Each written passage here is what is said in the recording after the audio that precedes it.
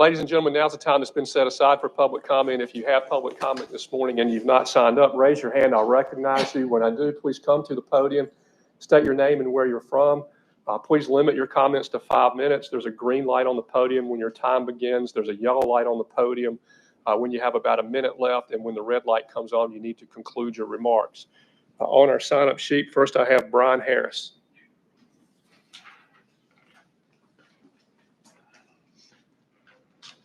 Brian, good to see you again. Thank you. Yeah, you too, guys. Good morning, everybody. We are Brian Harris, Buxton, North Carolina.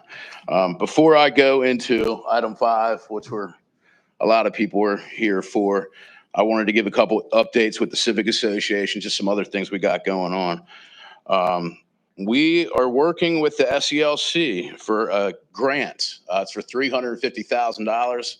That could tie into the old lighthouse culvert project. We could use that to finally fix the culvert issue behind the red drum. And we could also potentially do the side streets down Old Lighthouse Road.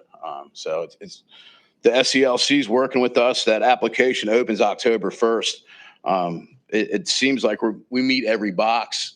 The grant would be for $350,000. I think that'll help the county out a lot. Taking some stuff off your plate. I'd like to talk about item 22. We have the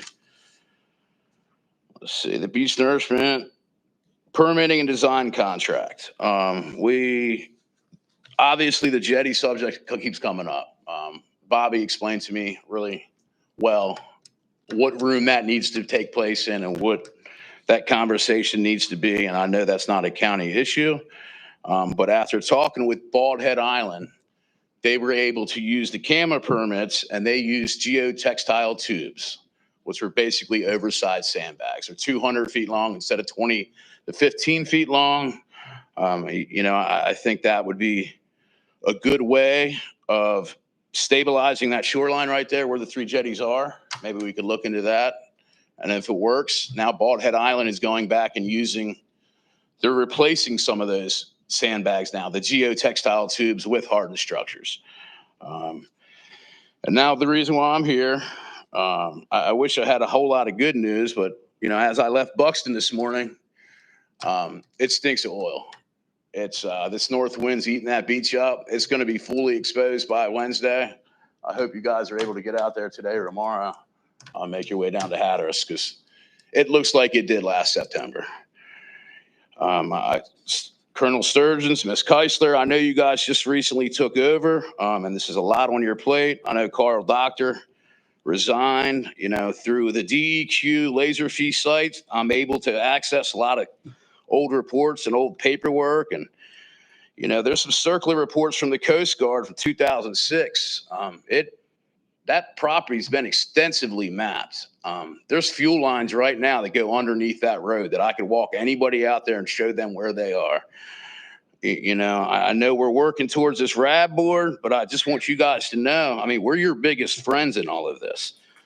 We cannot figure this out until we start communicating. And it's just, here we are. We all warned it. We all knew we were going to be at the end of the summer. It was going to get worse, and it's about to get a lot worse for Buxton. So I hope everybody can get out there this morning because it looks like it did a year ago. It's only going to get worse. So that's all I got. Hopefully we got some good remarks coming up with your report. I look forward to talking to you guys. Brian, Yes, sir. Let me ask you, is there anything we can do to assist, like writing a letter or whatever, to support your grant efforts for that? They opened the application October 1st, and Lat Williams and Susan Sigmund, 2 members of the Civic Association, they're working all that out right now. Lat's, it will be at some point. We're just not there yet. It'll be later at the end of the month. I do appreciate that. Yeah, keep us posted. I will. Thank you, guys. No hands. Are there any public comment from Buxton? Yes, we do have comment. Our first speaker is Mr. Gray Parsons.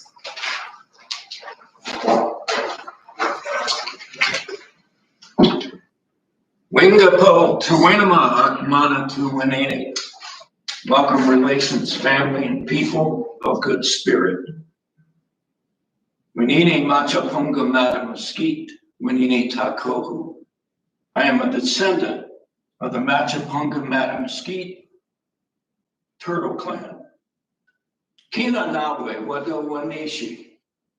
Thank you for your ears, for listening to me this morning. Today, I represent the Sikatan Alliance. I'm sure most of you have never heard of that. It's a nonprofit that was founded a year and a half ago. I won't get into all the details at this point, but we did our first event last May at COA in Manteo.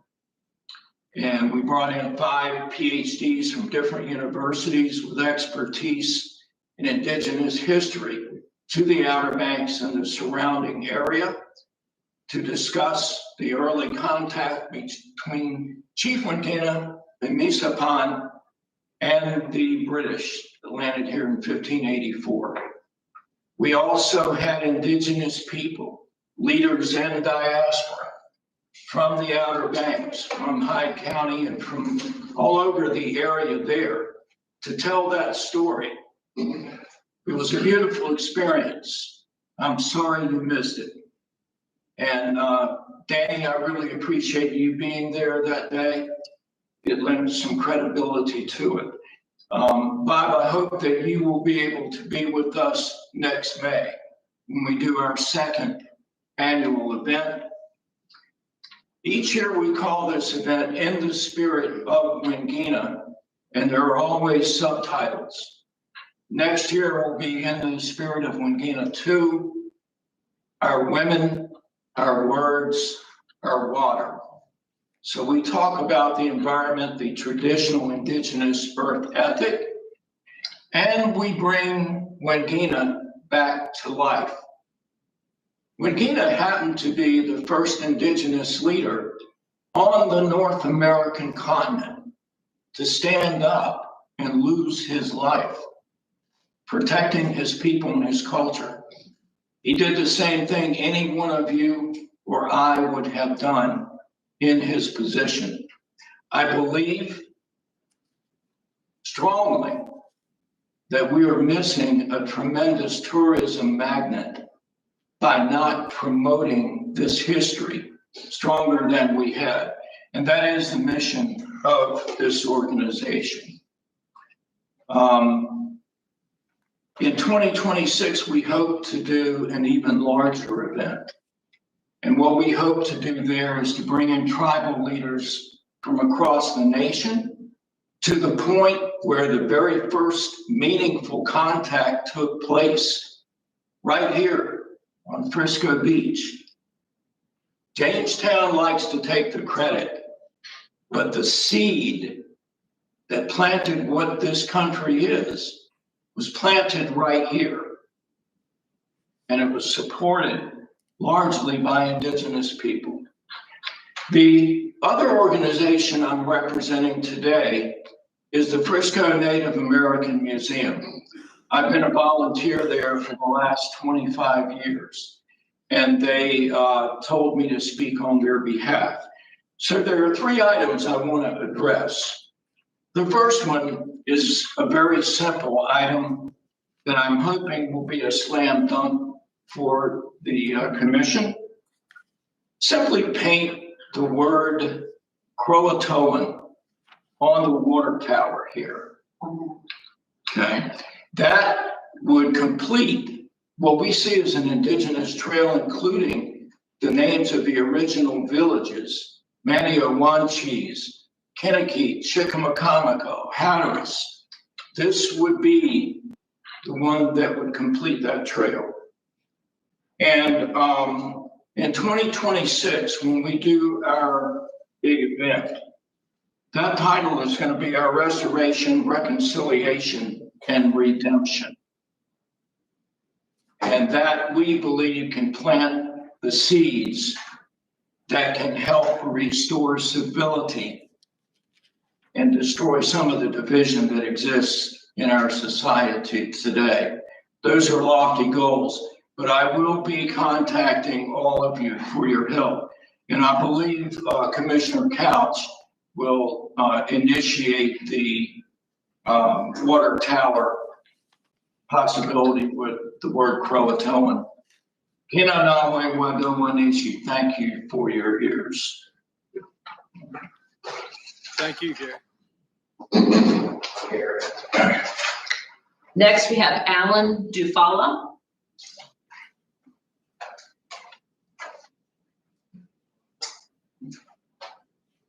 Good morning, commissioners. How are you? And welcome this morning. Just a little background. I've owned property on the Outer Banks since about 1998. I have become a full-time resident about 9 years ago, okay? I do have a couple of concerns, and I say this to the commissioners. I don't want to give anybody ulcers, right? But I would like you guys to give some other people ulcers. It's a thing we used to use in business, okay? And the concern there, seriously, is one of the big issues on the Outer Banks with the National Park Service is the plovers and the turtles. To the lament of a lot of tourists and whatnot that come down here, we close the beaches, we do a lot of things. Now, I happen to live in Buxton, and we have an environmental liability brought on by the Navy at some point in time in the 60s, right? So my question is they should probably clean that up, okay? I don't know what it's going to take. But the second side of that also is, are we doing environmental damage to the plovers and the turtles? Okay, I just be very simple about it. The second thing that we need to do, or should be looked at, and I know this is difficult because it affects the revenue, but the issues with these houses there's two issues. The houses that are falling into the ocean is one. And the second one, the ones that have encroached on, I believe it's the 100-foot line to the high tide line where the houses have to be back, okay? Now, we probably have before I finish, excuse me, let's go back to and I'm sorry to be a little disjointed, this caught me quickly, but if I walk out on the beach on Buxton, I can't go to the right because that's an environmental liability, but I can go to the left and swim. I mean, really? Think about that.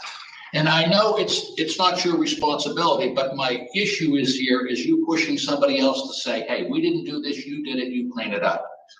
The issue that we should be addressing here also is the rest of the underwater obstacles, because I don't think it's a matter of if, it's a question of when somebody is going to get hurt on those. And in this cleanup, part of that should be done also. It's a shame that we've taken beautiful beaches and allowed them to be destroyed. Thank you. Thank you, sir. You're welcome. Next is Wendy Munden.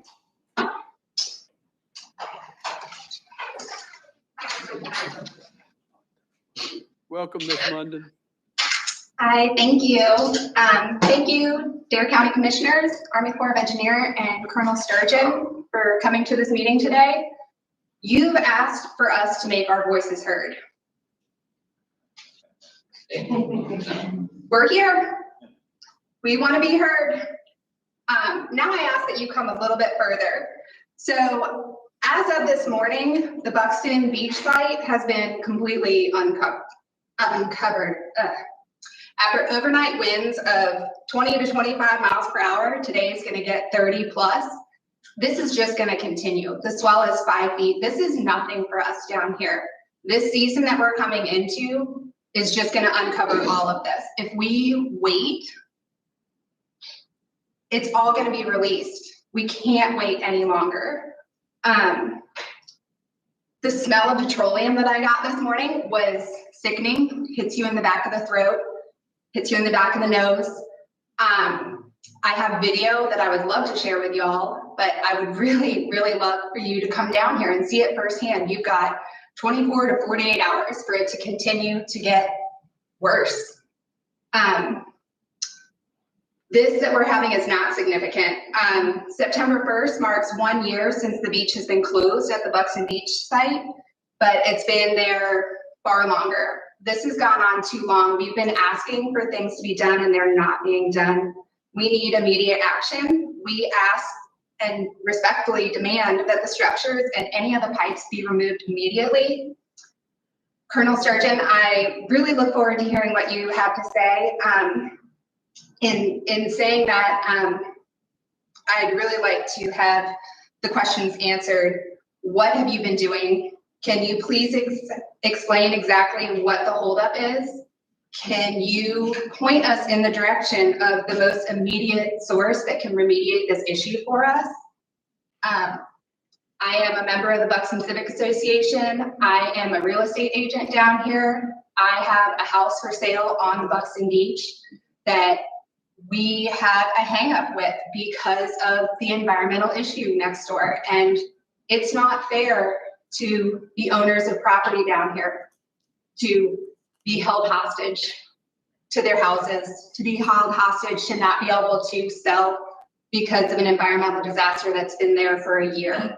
I really, really hope that y'all can put this effort to work and get this remediated for us soon.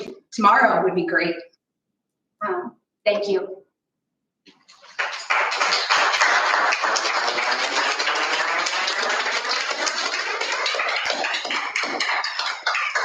Next is Willie Munden. Hi, Commissioners. Welcome. My name is Willie Munden. Oh, hi, sorry. I live down here in Buxton, just off of Lighthouse Road, and I want to agree with, first of all, with Wendy, because I went down to the beach this morning, and yesterday, if you'd have gone down to the beach in the morning, you'd have seen mostly summertime conditions. And within 24 hours, the beach is completely changed. And 24 hours from now, it'll change some more and so on. This is something that we've seen many, many times. And the erosion is not going away. So I'd like to talk about 2 or 3 things. Number one, I come from a background of working at NASA for over 20 some years, developing systems and doing engineering, doing systems engineering and so on. And one of the things that keeps occurring in this problem with the Buxton Beach is we are trying to piecemeal little pieces of things to try and fix problems that are systematic. We have a systematic problem with the beach erosion, not only in Hatteras, but on the East Coast of the United States.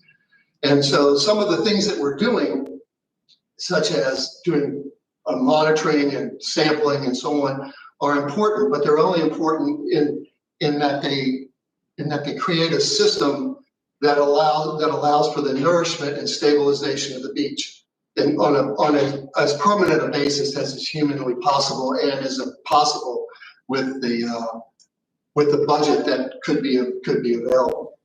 So one of the things that I've seen over the years is that, and I think we're starting to enter this period with the beach erosion, is there's just going to be sort of obfuscation of the real problem, which is the absolute stabilizing of the beach, building out the beach, possibly building jetties, putting sandbags like Brian talked about in the interim to stabilize the beach so that we don't lose more, and we don't lose more houses.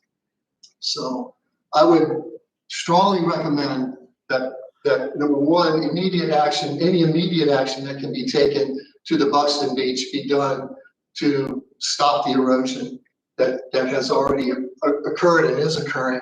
And number two, to create a longer term project to stabilize the beach, probably including jetties and so on. This should not take a long time. This is not a 10-year study that has to be done. Based on my experience at NASA doing very large projects and things like that in the whole take a longer time, you could have an engineering study done in less than 6 months that would point you in the right direction to get this done in a systematic way and a more permanent way. And finally, I think I agree with Wendy that it's very important for y'all, as many of y'all, to come down over the next few days and just see what in a few short days happens down here in Buxton,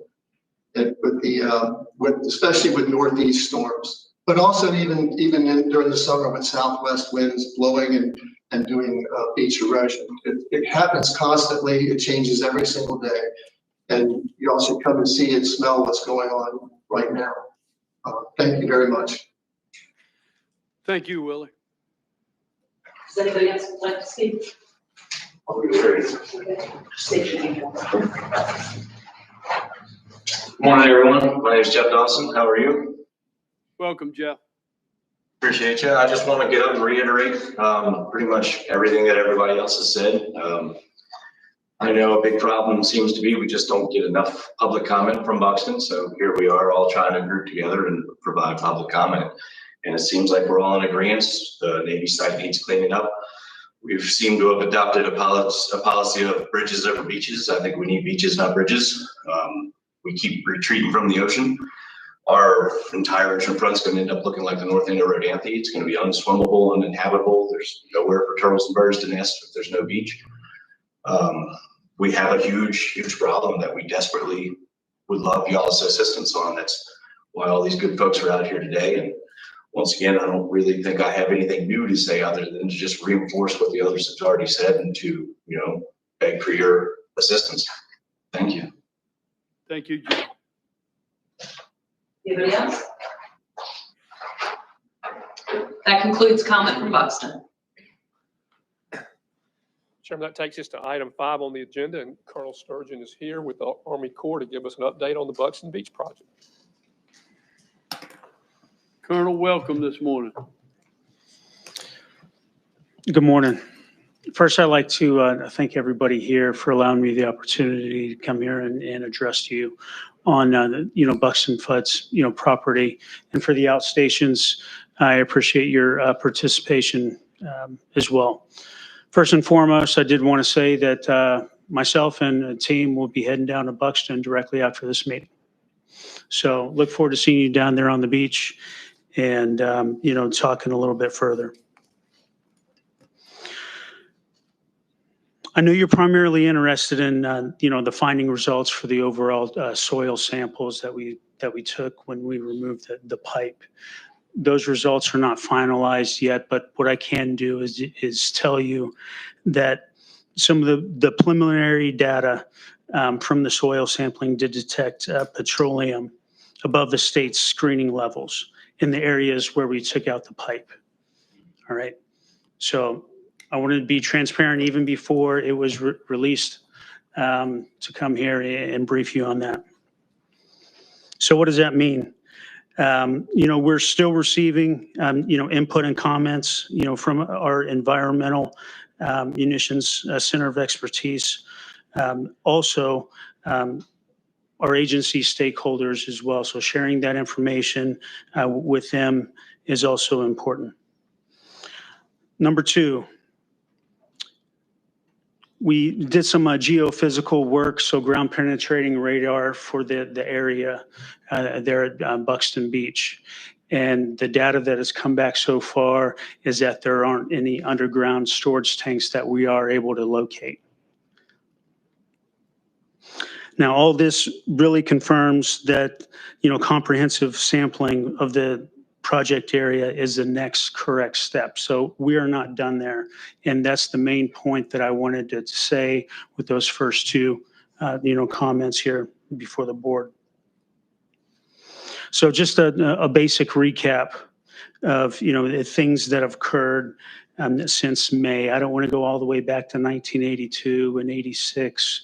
I know that you have a full agenda here. So what I'd really like to talk about is starting out in May, just not too long ago. As you know, we removed the pipe and sampled around the surrounding areas. Those samples were sent to the overall lab. We removed a 70 to 80 foot pipe. It was not connected to an overall storage tank. And soil sampling was subcontracted out at that time. Although the pipe that was thought to be the possible source when it was removed, our FUDS team has not been able to identify the source of petroleum significant enough to cause the volume of saturated organic material that has previously washed up on the overall shore, which further reinforces the need for more comprehensive testing. Also, in May, the Environmental and Munitions Center of Expertise, that's our internal, that center resides with Huntsville. They did an independent test of all the documents associated with the overall project over the years. They determined that all the processes and protocols were followed, but they did give us some recommendations. One, to conduct more sampling in the project area to help fill in the blanks of the past investigations. And like I said up front, we're going to go beyond further than that overall recommendation by sampling and performing a comprehensive testing over the entire project area, not just certain areas. Additionally, that Tiger team or independent review team asked us to do some ground penetrating radar or geophysical work. So we have done that, and that was accomplished in late June timeframe. That report is still currently underway and under internal review. The recommendations also resulted in the approval of funding to move forward to actually contract out that comprehensive testing. Currently, it looks like that overall contract award is going to be awarded in October timeframe. Again, I acknowledge that this is a lengthy process, and each step in this process is required by the U.S. Army Corps of Engineers Quality Management Regulations. During the entire process, we've sent out news releases, made social media posts with updates as details have become available. We'll continue to do this. We want you to know that we're diligently working towards determining what actions need to be taken to resolve this overall situation. I've met with agency representatives as well as some from the community who live and work here, and I understand the frustrations and the process that we're going through.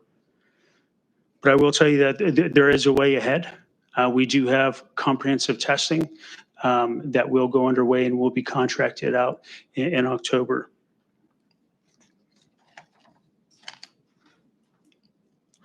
All right, so I gave you a little bit of the way ahead. I'm just going to talk a little bit more about some of the future actions.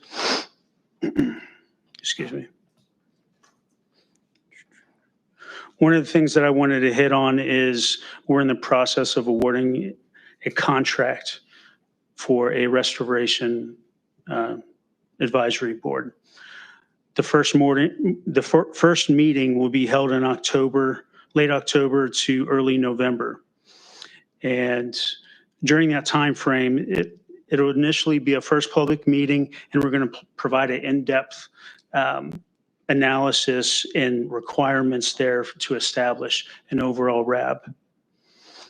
A support contractor that will be contracted out will help the district team to ascertain the level of interest, from the community and what type of commitment is required for that establishment. It requires an overall long-term commitment on part of the board members who wish to be part of that RAB, including public participants, and we want to make sure that it's the right direction that the community wants to take. The RAB board members will represent the public and are provided access to the environmental restoration process, giving the members of the opportunity to review progress, participate in dialogue, and provide comments and preventive advice to the district's decision makers concerning the overall cleanup. Public meetings provide access for all the community members, giving the community as a whole and the opportunity to attend quarterly public meetings to discuss environmental restoration process. So it's either we can do one or the other. is bottom line what we're saying. And when we have that first public meeting, we'll lay out the overall process and timeline associated with it. If it's not a RAB that the community desires, we would still be open up for quarterly, public meetings.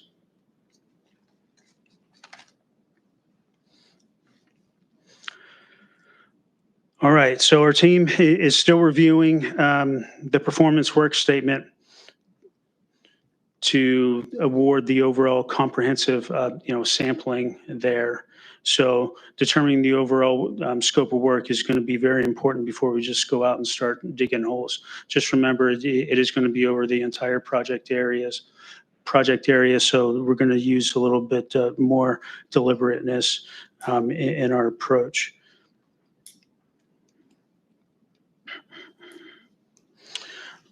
We'll continue to meet with North Carolina Department of Equality to establish the agreed upon standards of comparisons for all data now and into the future. And currently, we're still working with our interagency partners, the National Park Service, Coast Guard, and other stakeholder agencies for coordinations and to move forward.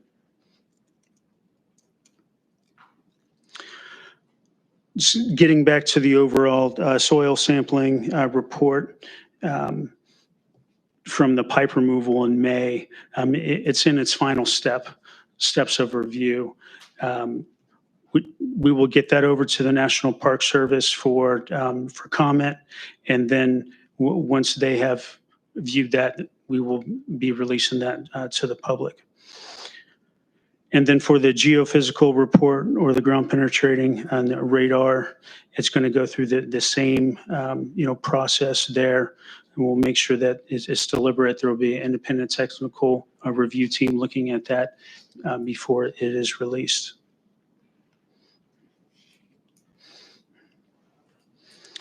All right. Just want to make sure I haven't missed anything for the board.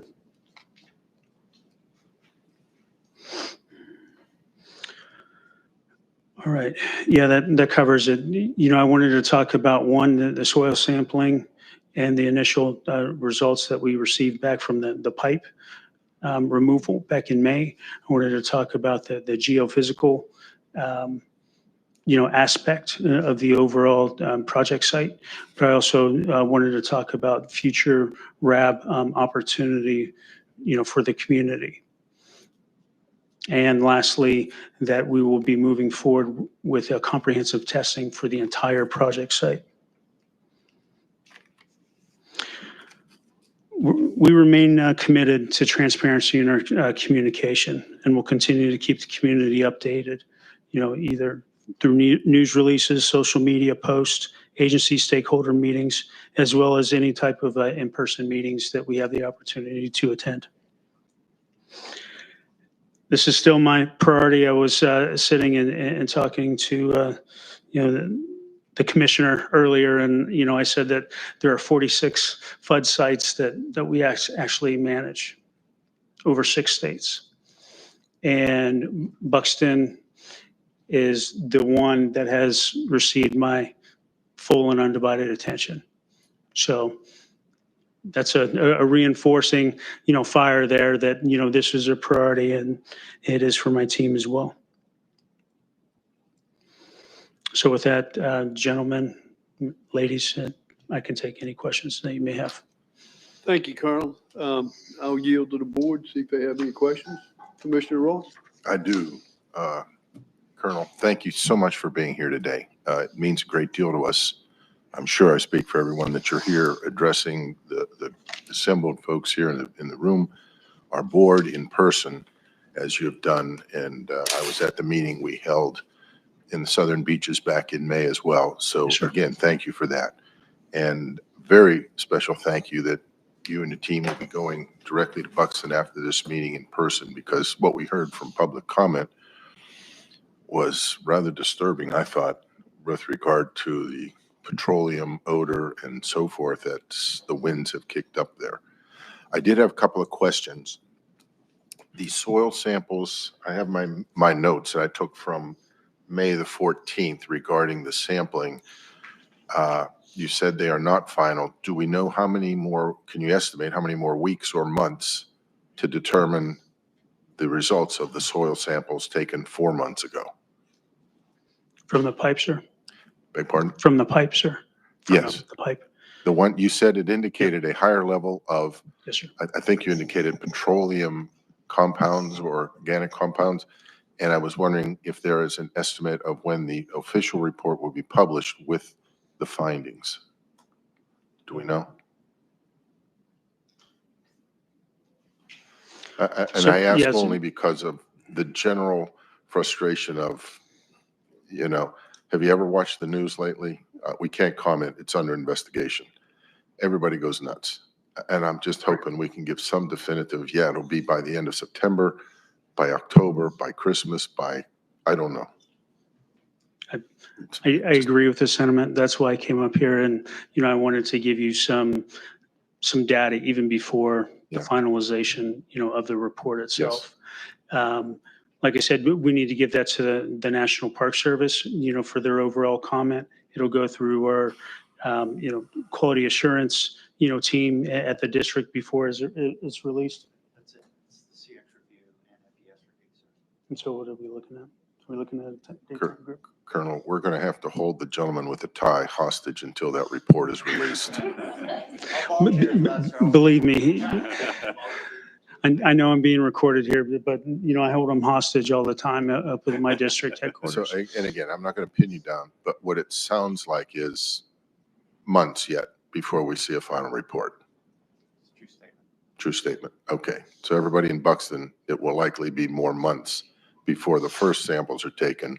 And you indicated a comprehensive set of samples will be taken. Yes. That would indicate, if a similar timeline, sometime late next spring to get those results back. I'm baking in 6 to 8 months. Okay. Number two, it has been. Hold on, Commissioner Ross. Yes, While sir. you're on that topic, Yes, if you sir. don't mind. Am I right in understanding that there's 2 agencies that have to make this review? Is that correct? Park Service and who else?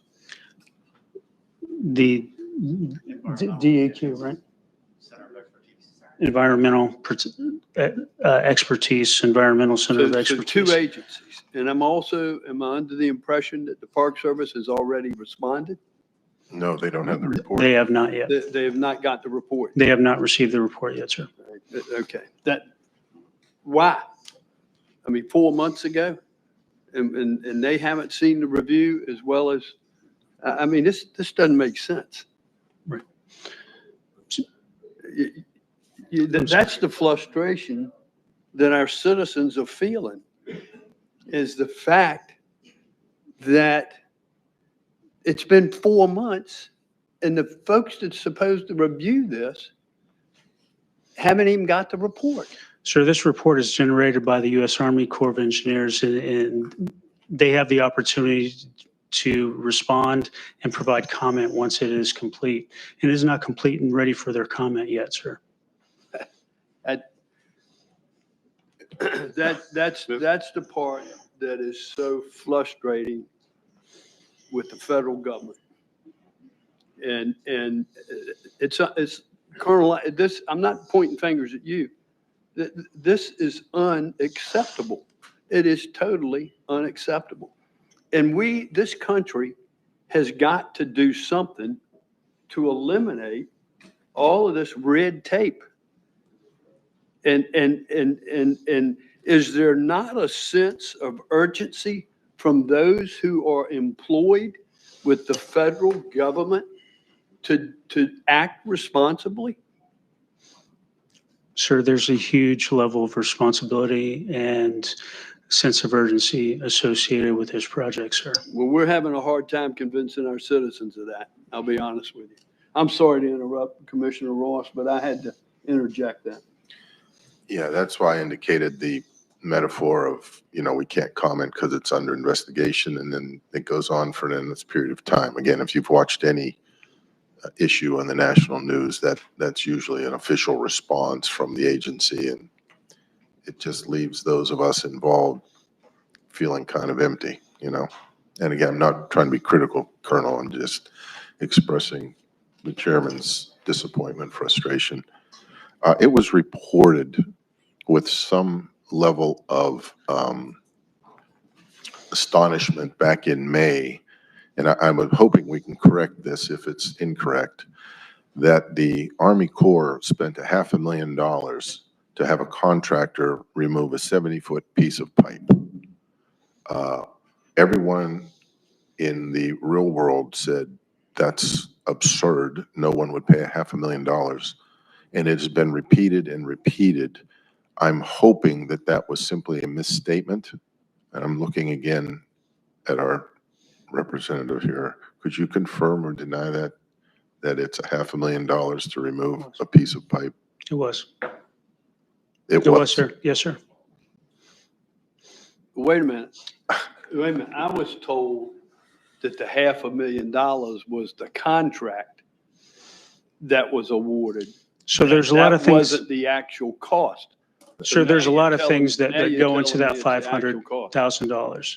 One, all the workup to get the contract ready to go is going to cost a portion of that for the Corps employees, right? To put the contract out on the street, to remove those pipes, to actually do the contracting, also to do the overall report and for that contract is all within that $500,000. It wasn't just $500,000 to you, sir, to remove a pipe and be on your way. There's a lot more that goes into that. right. I'm looking at county attorney because I know we do similar work when we put RFQs out and receive contracts and so forth. I was disbelieving that we would spend $500,000 to just move that 70-foot piece of pipe. Number 3, we've talked a great deal about the soil samples in the area and the potential toxicity of the petroleum distillates that are remaining or not remaining in the source of said distillates and petroleum remnants. But we continue to skirt around. What about the big chunks of concrete, debris, rebar? The last explanation was FUD's jurisdiction does not include the removal of debris. And between the Navy, the DOD, the National Park Service, the Corps, the Coast Guard, and the New Jersey Turnpike system, nobody stepped up to remove the concrete. And I'm just wondering if it remains in this ping pong ball, no one's going to touch the concrete until a whole gang of citizens in the county with large equipment just marches down there and starts removing it ourselves. Sir, nothing has changed with the overall FUD's authority. Right. So, okay. And so so it's going to stay there. Even if we find complete clarity or lack of contaminants, God willing, all of the debris and other concrete and so forth will remain there for posterity. Nobody is going to touch that. Sir, is it contaminated? No, it's just concrete. So it will stay until the Park Service or the county were to remove it, basically. And again, I'm not trying to be snarky. I honestly believe it will remain until either the Park Service funds the removal or the county funds the removal.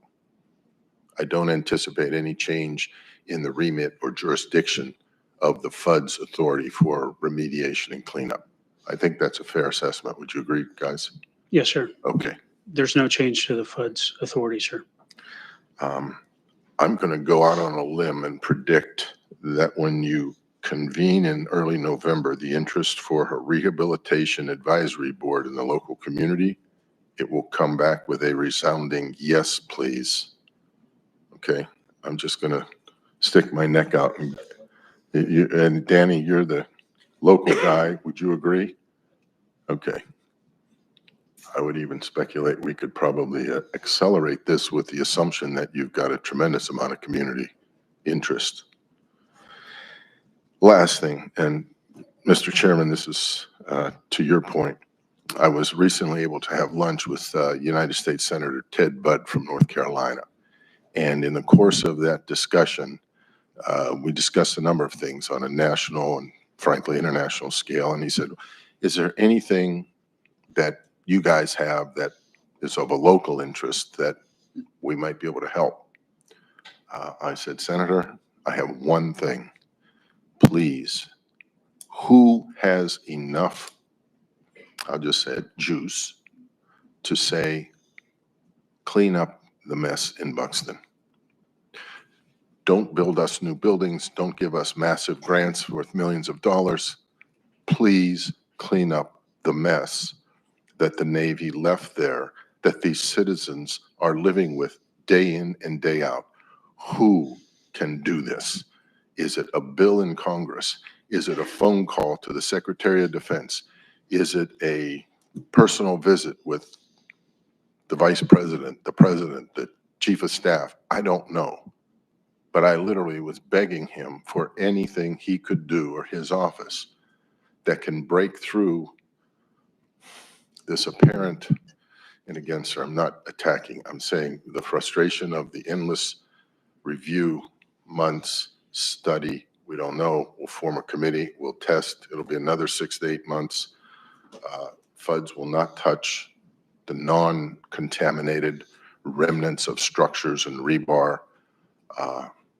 It just leaves us feeling very, very frustrated and disappointed. And so that was my last ditch effort to reach out to our senator in the hopes that he or the Senate could initiate enough action or pressure within the departments with budgets that make our county look like pocket change at best.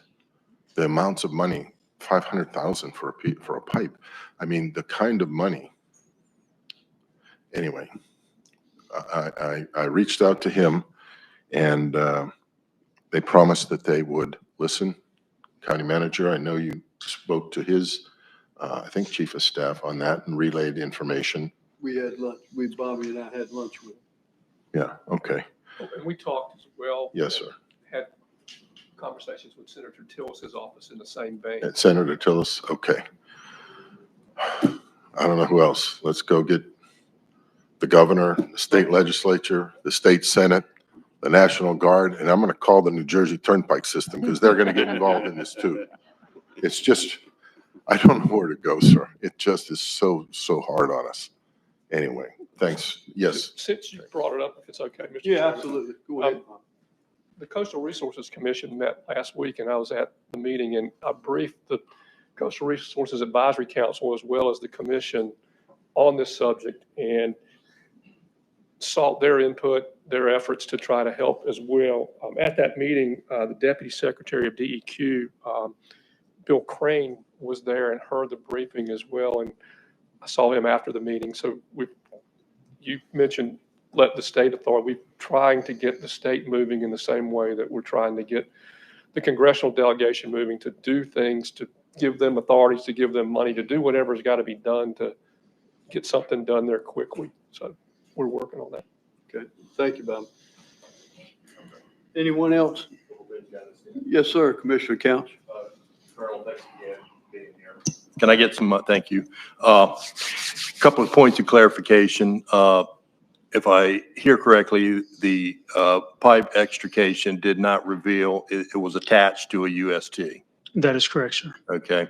Ground penetrating radar, what level of comprehensiveness are we going to see? Because if I'm hearing initially that there's no underground storage tanks, you know, I can't fathom that a source would be the organic material alone. Yeah, that stuff can suck up a lot of benzene and byproducts and stuff, but I gotta hope that the GPR work that y'all do will be comprehensive and will definitively answer whether or not there are underground storage tanks still down there. I remember the place as a kid, and they had their own community in there. It was very, I mean, it was self-contained. It was quite an operation down there. But I would love to, and I think the populace needs to know the extent definitively if there are or are not USTs in the ground.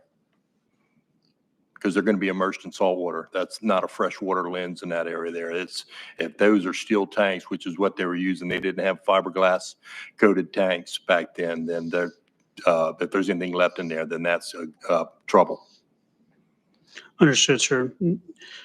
A lot of their information is still being mapped. Yes, we did go out late June, from the 24th to the 28th. Initial indications, don't show that there are any left, but we're continuing to finalize and refine our data, just to make sure that there is none underneath there. But there is a lot of, pipes, remnant infrastructure there. When's this geophysical work going to take place? Is that something that starts, effective immediately, or? The geophysical testing has already taken place in June. Okay, so the GPR work has been done. It's not complete yet, but a lot of the GPR work has been completed, yes. Okay. What's the opportunity, what's the chance of getting documents relative to that? Have they been made public? Is there a report on what was revealed? Is that something that's? It will be made public Okay. once it goes through the overall process of our independent review. Okay. That's what I got. Thank you, Commissioner. Commissioner Beckman. Yes, sir. What's the circumference of what you're going to be studying? What the land mass is? How much is it? For the overall project area? Overall project area. Sure. I'm tracking that it is 0.3 miles wide, and it's going as deep as back as the dune, even a little bit further. Is that correct? Past the dune. I don't have the dimensions on it. Let me see here.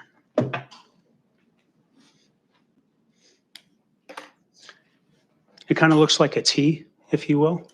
0.3 miles across on the beachfront, and the overall test area will go back about halfway past the pond, and you'll see the overall road.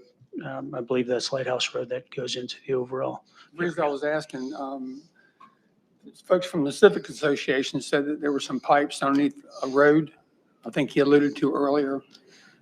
Maybe there might be a storage tank or something, because the property was vast. Maybe they had tanks off the area.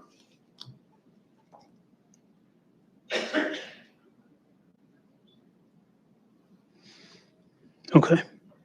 The other thing, I just would hope that when you do the advisory board that we had representation from the Park Service, everybody that has a say-so on that advisory board. And who appoints that advisory board? We do.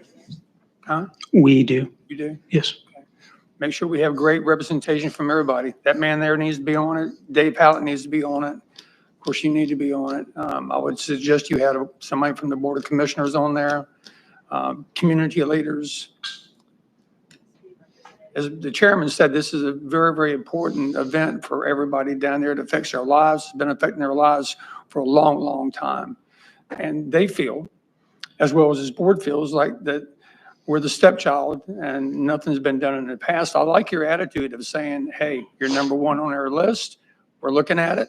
That makes me feel good that we're getting attention. But the long range that we're putting out there, 8 months to 10 months before we get any kind of answers on anything, before we even decide we're going to do work on and where we're going to do work at, that's kind of downlifting. But I appreciate your comments. Understood, sir. Thank you. Anyone else? Commissioner House? Colonel, first off, I want to thank you for your service. And I want to thank you for being here as well. I'm not only on the Board of Commissioners here, I'm also chairman of the Oregon Task Force. And I deal with the Army Corps of Engineers pretty much on a daily basis for the dredging programs that we have for Miss Katie. The most frustrating part about all of it is the bureaucracy. Is that one particular part or committee, like your environmental committee, has to review it, and they have X number of days to review it. Then it gets sent to another agency. They've got X number of days to review it. Then it gets sent to another agency, and they get X number of days to review it. Now, one of the things that's frustrating is, why can't all these agencies get the same paperwork and come to a consensus, and that would cut out 4 or 5 months out of the process? And I'm sure with the weight of your office, you could probably get that done. Is there any way to cut the bureaucracy so it will cut the timeline to get these projects done? Sir, what I believe you're asking about are, our environmental, our regulatory department. Is that correct? That's one of the agencies, yes. Okay. I know specifically within the Savannah district, we've actually been doing pretty well with our regulatory, permitting. Bureaucracy and the level of checks is always going to be there, sir, but a way to streamline that process to increase communication right up front so it doesn't take as long is something that we have been, looking at. We do have, partners that we work with directly to streamline some of those permits. So, yes. So what I'm using that as a reference. What I'm Understood, saying sir. is, can we streamline this process to get the Buxton site cleaned up? How can we go about getting that done? And like I said, I believe with the weight of your office, you can probably streamline that a whole lot quicker. All right, sir. I'll look into it. Thank you. That's good. Anyone else? Yeah, go ahead. Go ahead, Danny. Go ahead, B. I just have, thank you for your service and for being here and giving us an explanation this morning. I want to go back to that pipe that was removed, the 70 to 80 foot pipe for the $500,000. Has that money been paid already out? I mean, because we don't have the results, final results, so. Is it, go ahead. Hello, I'm Sarah Kiesler. So the contractor has not been paid yet because we have not gotten the final report. So it won't be paid until you get the final report. That is correct. Okay. And after listening to Danny and everybody else, other pipes that are there, is there a plan to remove those to see if there are any other tanks attached? Initially, the geophysical work has not shown that there's any tanks there, but the comprehensive sampling that we plan on performing in awarding in October, if we see that there's other pipes that need to be removed, we'd also do that. But that would be future work down the road. And so we're looking at many, many more months. Yeah, we have to have a complete understanding of what the site looks like and where the contamination is, so we can make, instead of just removing one pipe and then removing another, this will be a comprehensive sampling so we can understand the entire site. Okay. And as you've heard from all the commissioners, it's a great area of concern. The timeline is a concern. Working together is a concern. We've done everything we can do, talk to everybody we can talk to. Do you have suggestions of other ways? Anybody else, anything else we can do to speed this process up? I mean, First and foremost, I'd like to say that we are on a good trajectory to get this cleaned up. The time is the concern. It's a concern for us too. We want it to go as fast as we can with being deliberate as we can, working with our stakeholders. So like I said to Mr. House, yes, we will look at, ways that we can streamline, but at the end of the day, we still have to follow the process because we want this to be correct. okay. Thank you. Challenge, Commissioner. Efforts. We're counting on you. You've got a very capable team. You've got very capable partners in the Coast Guard and also in the Park Service. The demolition, digging up concrete and getting stuff, we can get just about anybody on a tractor and go out there and pull that stuff out. But this stuff that is or is not in the ground, that's a huge concern. So with your capabilities, as you kind of being the figurehead and being the face on this for the United States Army Corps, sir, just redouble your efforts. Keep us opposed. We want to work with you. We've got the capability here of making this a success story, but we have to push. Thank you. Understood, sir. Thank you for your time. Vice Chairman. Colonel Sturgeon, thanks again for being here today. We really appreciate your time and the effort you made to get down or up here from Savannah. Thank you very much. And appreciate the time that you're going to spend in Buxton. A lot has been mentioned about the $500,000 for the total budget to get that pipe, that 80-foot pipe out of the ground. My question is, will there be a budget that is available for folks to look at to see the total? I understand, or I think I understood from what you said earlier, that encompassed the whole project, from studying that to see what was necessary to get it done, the whole 9 yards, Sampling, yes. and all the way through getting it done, getting rid of it. But will there be a budget available for folks to see that shows that total budget for that project and what was encompassed in it? I don't know. We're gonna have to go through all of it. We're gonna have to ask. I don't know the answer to that. Excuse me, but who do you have to ask? I mean, we've got a colonel sitting here from the Corps side of it. I mean, you don't get but one step beyond that, right? Well, sir, this is true, but it's going to have to go through Office of Counsel. I don't know the process of releasing that information off the top of my head. So it's not public information? I'm not saying that. I'm saying I don't know. Can we take that down and get back with you? Yes, sir. Thank you. Okay, board, anyone else? Well, then, once again, Colonel, you reached out to me and asked to be here, and that I commend you for that, not doing this over the phone, and your willingness to be here and be as transparent as you possibly can. And I can't thank you enough for doing that. Once again, I appreciate your service to our country.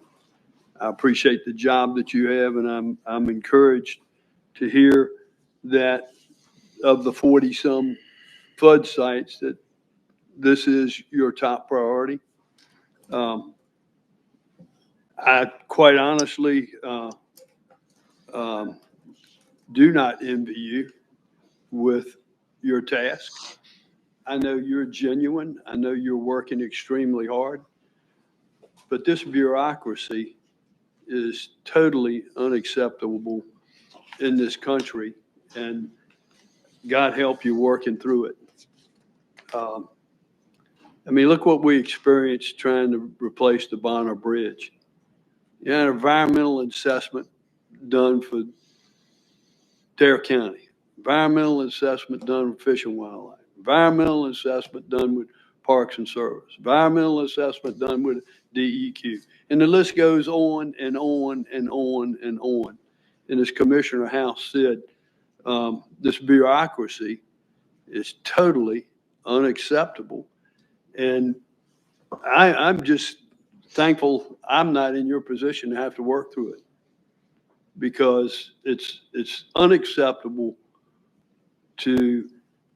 for a year now, when this first started, that we are nowhere further than the fact that we haven't gotten the data yet, but we're nowhere further from the fact that we removed a 70 to 80-foot pipe. That's where we are, a year. I mean, folks, God bless our residents on Hatteras Island. I mean, this is, I don't know what, I understand their frustration, I wish that there was something stronger that this board could do for our citizens of Hatteras. We've been, the very day you did the testing, the county manager, myself, and Vice Chairman, we were in DC talking to our legislators, trying to get them to help us to get something done. We've had multiple conversations with them. Commissioner Ross has met with Bud I mean, county manager and I just had lunch last week, or week before last, once again to continue. Representative Murphy's been down here. We've reached out to Senator Hainig, our representative in the House. They're doing everything they can from a state point of view to try to push this. And I'm preaching to the choir. I'm not preaching at you and giving you a hard time, but somehow you have got to express that same frustration that our board has and our representatives have of why this is taking so long. It is, I cannot say it enough. It is totally unacceptable. And with that being said, Mr. Chairman, thank you for going down this afternoon after this meeting and taking a look at the site. Hopefully that will, after looking at that and seeing what's happening, you can talk to your higher ups and say, guys, this is critical. We need to move faster. So thank you again for that. Yes, sir. Thank you for your time. Thank you, Commissioners. Mr. Chairman, and you guys don't need to answer this. Maybe on your drive down to Buxton, you might amongst yourselves. If this identical situation with the fact case being identical and it occurred on a beach in Rehoboth Beach, Delaware, would the citizens be hearing the same answers? Would you all face the same burden of bureaucracy and delay? Or would someone say, enough, this needs to be fixed now, fix it? Again, no need to respond. I just honestly believe it would be a very different situation if this contamination and debris was on a beach in Rehoboth rather than Buxton, North Carolina. Well, also look at the bridge in Baltimore. Look how fast the Army Corps of Engineers worked on that. Immediately. And Completely different. different, but same organization. Yeah. I'm sorry, Colonel, but I'm beyond frustrated. I have frustrations too. I'm just not communicating them to you or the public. So I thank get you. it. I get it. But I think you can understand where we're all coming from. And again, thank you for coming, and I do thank you for your service as well. Thank you.